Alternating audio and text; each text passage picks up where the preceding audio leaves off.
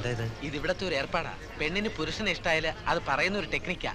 പെമ്പിള്ളേർക്കൊക്കെ അങ്ങ് പിടിച്ചു എന്നാ തോന്നണത്.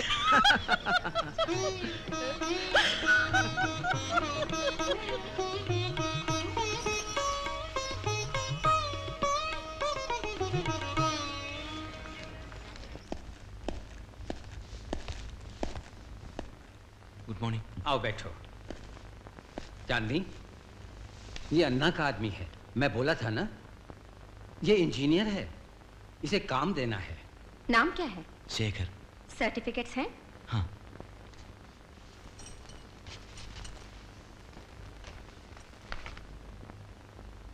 इतने मार्क्स मिलने पर भी तुम्हें कोई नौकरी नहीं मिली? बहुत कोशिश किया।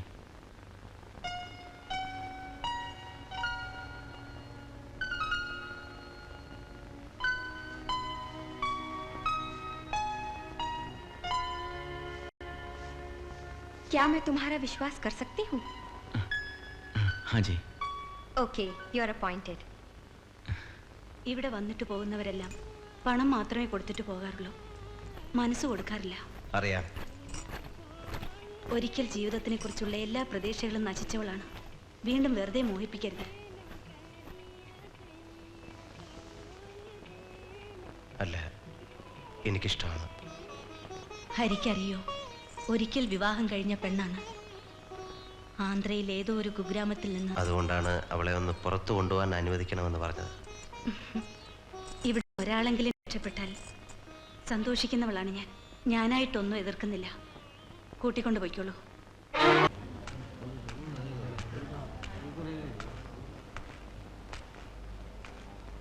എന്താ എല്ലാരും കൂടെ? ചിട്ടി പിടിച്ച കാശ് വാങ്ങിക്കാൻ ചെന്നപ്പോഴാ അവന്മാർ ഈ കടുങ്കൈ ചെയ്തത്. ചിട്ടി കമ്പനി പൂട്ടി. അവന്മാരെ ഒന്നിനും കാണാനും ഇല്ല. എന്നെ കാപ്പാത്തിനോ വയത്തെ പട്ടിണി പോട്ടെ, മിച്ചക്കാ തങ്കി പോട്ടെ, ഇപ്പൊ എല്ലാമേ പോച്ച്. दुकान बेच के मिला हुआ पैसा सब बर्बाद हो गया. നിങ്ങൾ ഇത് അനുഭവിക്കണം. ഇതുപോലെ മുളച്ചു വന്ന എത്ര ബ്ലേഡ് കമ്പനികൾ ആളുകൾ ചതിച്ചിട്ടുണ്ട്. പിന്നെ അഡ്രസ്സ് പോലും ഇല്ലാതെ മുങ്ങിയിട്ടുണ്ട്. ദിവസം കേൾക്കുന്നല്ലേ ഇങ്ങനത്തെ കഥകൾ. പിന്നെ എന്തിനാ അവന്മാരെ വിശ്വസിച്ച് കാശ് കൊണ്ട് കൊടുത്തു? ഈ തലയോടെ ഞാൻ അന്നേ പറഞ്ഞതാ ചേരണ്ടെന്ന്. ഇപ്പൊ കിട്ടിയല്ലോ പലിശ അടക്കം. മഹാഭാവി ചവത്തി കുത്താതടാ. നിന്റെ തള്ളയുടെ കാര്യം അവിടെ നിൽക്കട്ടെ, മറ്റുള്ളവരുടെ കാര്യം ഇതിലും കഷ്ടമാണ്. നാട്ടിൽ അനിയന്മാരെ പഠിപ്പിക്കാനും പെങ്ങന്മാരെ കെട്ടിച്ചയക്കാനും അച്ഛനെ അമ്മയെ ചികിത്സിക്കാനും ഒക്കെ ഈ പെണ്ണുങ്ങൾ കഷ്ടപ്പെട്ടുണ്ടാക്കിയ കാശാ അവന്മാര് പറ്റിച്ചോണ്ട് പോയത്. പോലീസ് പറഞ്ഞില്ലേ? അവര് കേട്ട ഭാവം നടിക്കുന്നില്ല. അവന്മാരെല്ലാം ചേർന്നോണ്ടായത്. നിങ്ങൾ പൊയ്ക്കോ, ഞാൻ നോക്കിക്കോളാം.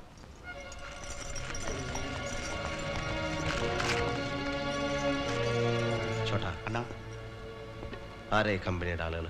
ഒന്ന് ഇവിടെ വന്ന സഹദേവനാ, അങ്ങേരെ എനിക്ക് പരിചയമുള്ളൂ. കമ്പനി ഓണർ അജയ് ബാഖിയാണ്, അമറിന്റെ സഹോദരൻ. അതാണ് ആരൊന്നും മിണ്ടാത്തത്. എവിടെ അവരുടെ ഹെഡ് ഓഫീസ്? ചെമ്പൂര്. ആരവിടുത്തെ എസ് ഐ? ഒരു ഭഗവത്. നിങ്ങൾ റിട്ടേൺ കംപ്ലൈന്റ് എഴുതി അവൻ്റെ കൊടുക്കുക. ഞാൻ തന്നാണെന്ന് പറഞ്ഞു. மணி வா. அரஸ்ட் பண்றது போலீஸோட வேலை. அதை சொல்றதுக்கு உன்ன மாதிரி ஒரு ரவுடி இங்க வர வேண்டிய அவசியம் இல்ல. ക്ഷമിക്കണം സാർ. கோடிக்கணக்கிന് രൂപ വെട്ടിച്ച ഒരാളെ. Yes we know. நேத்து துபாய் ஃளைட்ல அவன் ஏறி போயிட்டதா ஏர்போர்ட்ல இருந்து எங்களுக்கு தகவல் கிடைச்சிருக்கு. இதுக்கு மேல என்ன செய்ய முடியும்? സാർ, അയാളുടെ ബാങ്ക് ഡിപ്പോസിറ്റും പ്രോപ്പർട്ടീസും ഒക്കെ പിടിച്ചെടുത്തൂടെ? நோ நோ, அதெல்லாம் செய்ய வேண்டியது எங்க வேலை இல்ல. கோர்ட் தான் டிசைட் பண்ணணும். അജയ് ബാക്കിയുടെ സഹോദരനാണ് അമർ. അയാളെ അറസ്റ്റ് ചെയ്താൽ അജയെ കുറിച്ചുള്ള വിവരം കിട്ടും. நான் இங்க உட்கார்ந்திருக்கிறது உன் சௌகரியத்துக்காக ஒருத்தனை அரெஸ்ட் பண்றதுக்கு இல்ல. பாவங்களோட பணമാണ് சார். நிறைய பணம் சம்பாதிக்கணுங்கிறதுக்காக தானே வட்டிக்கு விட்டான். பேராசப்பட்டா அப்படிதான். വക്കാലത്ത് വാങ്ങ വന്നു. നിർത്തണോ? അവരെ കുറിച്ച് ഒരൊറ്റ അക്ഷരം മിണ്ടി പോകരുത്. ഇതുപോലെ 2-3 വേശ്യാ തെരുവുകൾ ഈ നഗരത്തിലുള്ളത് കൊണ്ടാണ് ഒരൊറ്റ റേപ്പ് കേസ് പോലും ഇവിടെ റിപ്പോർട്ട് ചെയ്യാത്തത്. അവരവരുടെ ദേഹം വിൽക്കുന്നതുകൊണ്ടാണ് ഇതുപോലൊരു വലിയ നഗരത്തിൽ രാത്രി 12 മണിക്ക് പോലും പെണ്ണുങ്ങൾ മര്യാദയ്ക്ക് റോഡിൽ ഇറങ്ങി നടക്കുന്നത്. അവർ വേശ്യകളായി ജീവിക്കുന്നതുകൊണ്ടാണ് തന്റെ അമ്മയും പെങ്ങളെയും ഭാര്യയും മക്കളെ ആരും കയറി പിടിക്കാത്തത്. ആരെ വയറിന് വേണ്ടി വല്ലവന്റെ കൂടെ അന്തി ഉറങ്ങി അവരുണ്ടാക്കുന്ന കാശിനെ താലിവിടുത്തെ കള്ളക്കടത്തുകാരന്റെ ഗുണ്ടകളുടെ കാലി നക്കി ഉണ്ടാക്കുന്ന കാശിനേക്കാൾ വിലയുണ്ടോ? நிறுத்துடா ராஸ்கல். இன்னும் அதிகமா பேசுற உள்ள தள்ளிடுவா. ரொம்ப நல்லா இருக்கு. குத்தம் பண்ணிக்கிட்டே இருக்கிறவர் வெளியில இருக்கிறார், கம்ப்ளைண்ட் பண்ண வந்தவனே உள்ள தள்ளுறாங்கறா. இது ரொம்ப நல்லா இருக்கு. நீங்க தான் சார் கரெக்ட் പോലീസ്. ഇപ്പോ ഞാൻ പോകുന്നു. ഇനി നമ്മൾ തമ്മിൽ കാണുമ്പോ പോലീസിനെ പിടികിട്ടാത്ത പുള്ളി എന്റെ കയ്യിലുണ്ടാവും.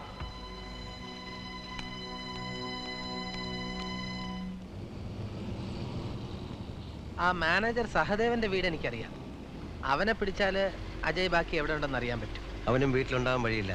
ശ്രമിച്ചു നോക്കാം.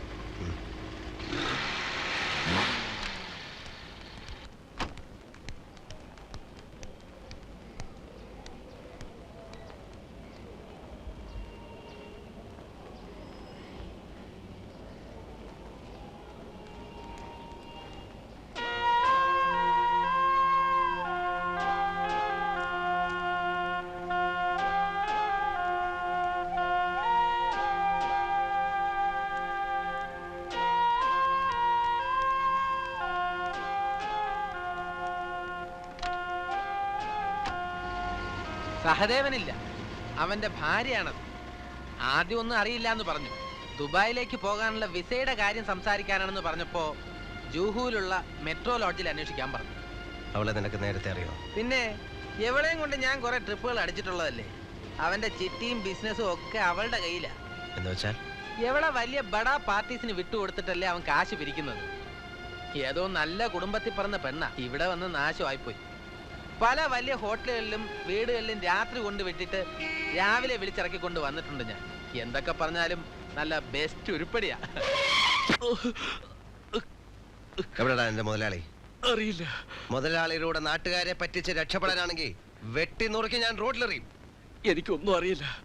കള്ളപ്പേരിൽ നാളെ വെളുപ്പിന് ദുബായിക്ക് രക്ഷപ്പെടാൻ തീരുമാനിച്ചിരിക്കുകയാണ് അയാള്. എനിക്കും കുടുംബത്തിനുള്ള ടിക്കറ്റ് ഇവിടെ എത്തിക്കാമെന്നാണ് പറഞ്ഞിരിക്കുന്നത്. ഇൻസ്പെക്ടർ ലോബയാണ് അയാളെ ഒളിപ്പിച്ചിരിക്കുന്നത്.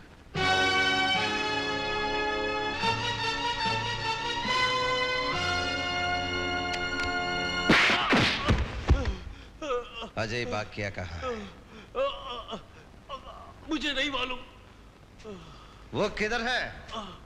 बताओ, नहीं तो तुम्हारा गर्दन उड़ा देगा. बोल. ओ ऊपर है.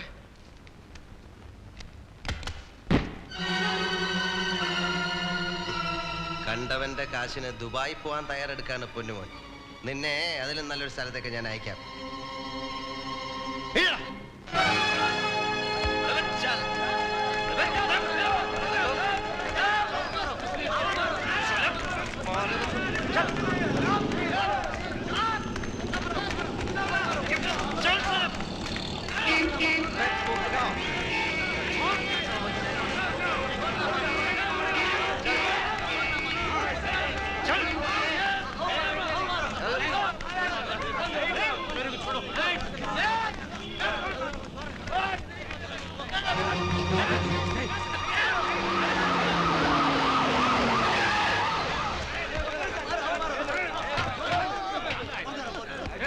ഇതാ ദുബായി പോയെന്ന് പറഞ്ഞ ആള് ഇനിയെങ്കിലും അറസ്റ്റ് ചെയ്യാം. സട്ടത്തെ കയ്യിലെടുത്ത് നീ പോലീസുകാര് ജോലി ചെയ്തില്ലെങ്കിൽ നാട്ടുകാർ പോലീസുകാരുടെ ജോലി ചെയ്യേണ്ടി വരും. പിന്നെ ഇവനെ നാട്ടുകാരുടെ മുമ്പിൽ കൊണ്ടുവന്ന് എന്തിനാണെന്നറിയോ? എല്ലാവരും ഒന്ന് കാണാനാ, തെളിവ് വേണമല്ലോ.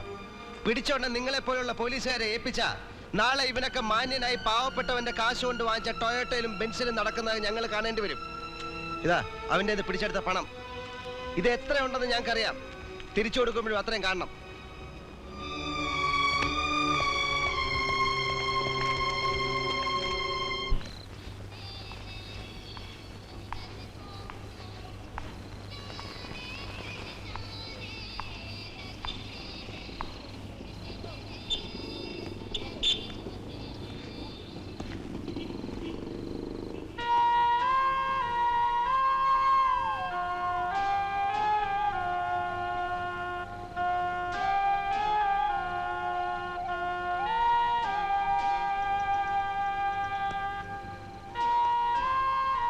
ഭർത്താവിനെ തേടി വരുമ്പോൾ പഴയ കാമുകനെ കണ്ടുമുട്ടുന്നത് വല്ലാത്തൊരവസ്ഥയാണ്. അതിലും കഷ്ടമാണ് ഭർത്താവിൻ്റെ ജീവന് വേണ്ടി കാമുകനോട് അപേക്ഷിക്കേണ്ടി വരുന്നത്, അല്ലേ? അതെ, പേരിന് വലിയ മാറ്റമൊന്നുമില്ല, പക്ഷെ സ്വഭാവം അല്പം മോശമായിട്ടുണ്ട്. പലരോടും അന്തി ഉറങ്ങി ഭർത്താവിൻ്റെ ബിസിനസ്സിനെ സഹായിക്കുന്ന ഒരു ശീലാവതിയെ പറ്റി കേട്ടു. അതെൻ്റെ സാവിത്രി കുട്ടിയാണെന്നറിഞ്ഞപ്പോൾ അല്പം നൊന്തു. ഭർത്താവിനെ വെറുതെ വിടണമെങ്കിൽ ഭാര്യ എന്നോടൊപ്പം ഒരു രാത്രി ഉറങ്ങണമെന്ന് ഞാൻ പറഞ്ഞത് നിന്നെ മോഹിച്ചിട്ടല്ല, ഒന്ന് കാണണമെന്ന് കരുതി മാത്രമാണ്. ശവമാണ് ഞാനിപ്പോ. എത്ര കുത്തിയാലും നോവില്ല. ഇങ്ങനെയൊന്നും ആകാനല്ല ഞാൻ ആഗ്രഹിച്ചെന്നറിയാലോ. അറിയാം, അറിയാം. നിനക്ക് വന്ന ഭാഗ്യത്തിൽ എനിക്ക് അസൂയാണെന്ന് നീ വിളിച്ചു പറഞ്ഞു. അപ്പോഴും തറവാട്ടിൽ നിന്ന് എന്നെ ഇറക്കി വിട്ടപ്പോഴും നീ ഉൾപ്പെടെ എല്ലാവരും എൻ്റെ മുഖത്ത് നോക്കി ആട്ടിയപ്പോഴും പലരോടും വൈരാഗ്യം തോന്നിയിരുന്നെങ്കിലും നിന്നെ മാത്രം ഞാൻ വെറുത്തിരുന്നില്ല. പക്ഷേ ഈ നിലയിൽ നിന്നെ കാണുമ്പോൾ പുറത്തെ മാളികകളിൽ ചില്ലറ കാശിനു വേണ്ടി ഉടുതുണി അഴിക്കുന്ന ഒരു വേശ്യയുടെ അന്തസ് പോലും എൻ്റെ സാവിത്രിക്കുട്ടിക്കില്ലല്ലോ എന്ന് ആലോചിക്കുമ്പോൾ എനിക്ക് വിഷമം തോന്നും. എന്നോട് കാണിച്ച ക്രൂരതയ്ക്ക് പകരം ചോദിക്കണമെങ്കിൽ അതെത്ര ക്രൂരമായിട്ട് വേണമെങ്കിലും എനിക്കിപ്പോൾ ചെയ്യാം. ഈ കണ്ടുമുട്ടൽ തന്നെയല്ലേ എനിക്ക് കിട്ടാവുന്ന ഏറ്റവും വലിയ ശിക്ഷ. മണി, അവനെ പറഞ്ഞു വിട്ടേക്ക്.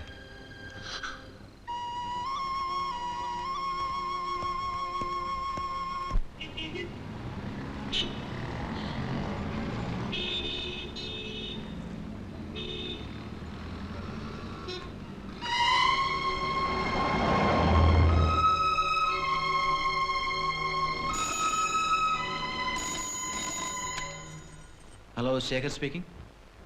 ഓഫീസിലെ സൈറ്റിൽ ഞാൻ പല പ്രാവശ്യം വിളിച്ചു ശേഖർ. ഇനി ഒഴിഞ്ഞു മാറാൻ ശ്രമിക്കരുത്. ഞാൻ പറയുന്നൊന്ന് കേക്കൂ പ്ലീസ്. ഇനിയും താമസിച്ച ആകെ കുഴപ്പമാകും. അതിനിപ്പോ ഞാൻ എന്ത് ചെയ്യാനാ? നീ പോയി വല്ല ഡോക്ടറെയും കാണ. നീ എന്നെ ത്രട്ടൻ ചെയ്യാണോ? നോ, മേലിൽ നീ ഇവിടെ വിളിക്കരുത്. കോനെ? ശേഖർ പ്ലീസ് ശേഖർ. നാട്ടിൽ നിന്ന് കുറെ എണ്ണം ഇറങ്ങിയിട്ടുണ്ട് ശല്യം ചെയ്യാൻ. क्या? बहुत लोग निकले हैं गांव से तकलीफ देने के लिए.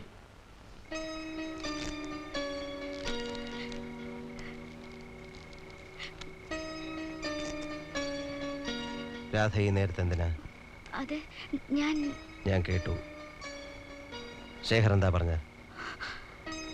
എല്ലാം പറഞ്ഞ് മോഹിപ്പിച്ചിട്ട് ഇപ്പോ അയാൾ എന്നെ ചതിക്കായിരുന്നു വരിയേട്ടാ. വീട്ടിൽ അമ്മയോ ചേട്ടനോ ഇതറിഞ്ഞ.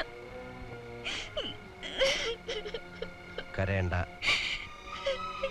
നാളെ ഞാൻ അവനെ വിളിപ്പിക്കാം. ഇതാരോടും പറയണ്ട. നാളെ നീ വീട്ടിലോട്ട് വന്നാൽ മതി, നമുക്കൊരു തീരുമാനം എടുക്കാം. വാ.